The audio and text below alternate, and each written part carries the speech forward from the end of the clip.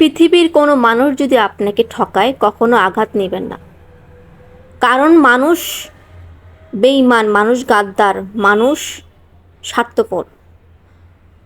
মহান আল্লাহ যদি না চায় কখনো আপনার কেউ কখনো ক্ষতি করতে পারবে না। সো মানুষ যখনই আপনার ক্ষতি করতে চাক বা না চাক আপনি আঘাত নেবেন না।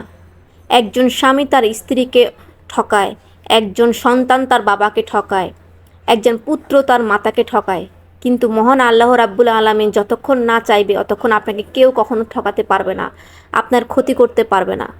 আল্লাহর উপর ভরসা করে জীবন আগিয়ে যান, জীবনে কেউ কখনো ক্ষতি করতে পারবে না। মানুষ মানুষকে ঠকায়, মানুষ মানুষের সাথে প্রতারণা করে, মানুষ মানুষের সাথে বেইমানি করে, কিন্তু মহান রাব্বুল আলামিন কখনো বান্দাদের সাথে বেইমানি করে না। মহান রাব্বুল আলামিন সবসময় মানুষের বান্দার ভালো চায়, ভালো পথে চলতে বলে, ভালো পথে সৎ পথে চলতে বলে। আপনি যদি মহান আল্লাহকে স্মরণ করে ভালোর দিকে চলেন, সততার দিকে চলেন, মহান রাব্বুল আলামিন যতক্ষণ পর্যন্ত না চায় পৃথিবীর কোনো মানুষ আপনাকে নিচে স্থানে ফেলতে পারবে না, কষ্ট দিতে পারবে না, বিপদে ফেলতে পারবে না, একমাত্র রাব্বুল আলামিন ছাড়া। রাব্বুল আলামিন এর উপর ভরসা করে জীবন চালিয়ে যান, জীবন কখনো আপনাকে ঠকাবে না, সফলতা কখনো আপনাকে নিরাশ করবে না। আল্লাহর উপর ভরসা রাখুন, জীবন শান্তিময় গড়ে তুলুন।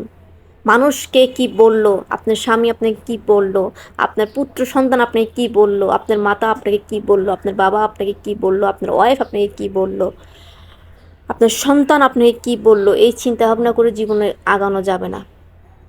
আপনি আপনার গতিতে চলুন, আপনার চিন্তাধারা দিয়ে আপনার জীবনকে আপনি চালিয়ে নেন। জীবনে প্রতিটা পথে পথে জীবনের কষ্ট দুঃখ থাকবেই। সমস্ত দুঃখ কষ্ট আঘাতকে নিয়ে মনে করে স্মরণ করে নিজেকে নিচের দিকে ফেলবেন না। নিজেকে উপরের দিকে উঠাতে গেলে একমাত্র আল্লাহকে স্মরণ করতে হবে, 5 ওয়াক্ত নামাজ পড়তে হবে, মহান রাব্বুল আলামিনের কথা স্মরণ করে আমাদেরকে সত্যর পথে চলতে হবে। নিরাশ হওয়া যাবে না, নিরাশ হলে জীবনে আমাদেরকে ধ্বংসের দিকে নিয়ে যায়।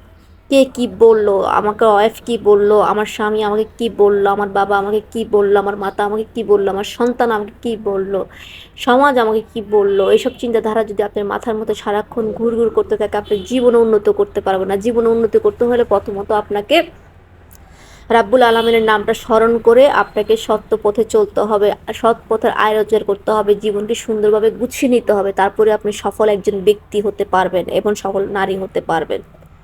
আল্লাহকে স্মরণ করেন। আল্লাহ মহান রাব্বুল আলামিন যদি আপনার মাথা পর্যন্ত মহান রাব্বুল আলামিন আপনার ক্ষতি না চাবে, বান্দা কখনো আপনার ক্ষতি করতে পারবে না, সমাজ আপনার ক্ষতি করতে পারবে না, আশপাশের মানুষ আপনার ক্ষতি করতে পারবে না। তাই মানুষের কথায় কষ্ট না নিয়ে জীবনকে সুন্দর করে গড়ে তুলুন।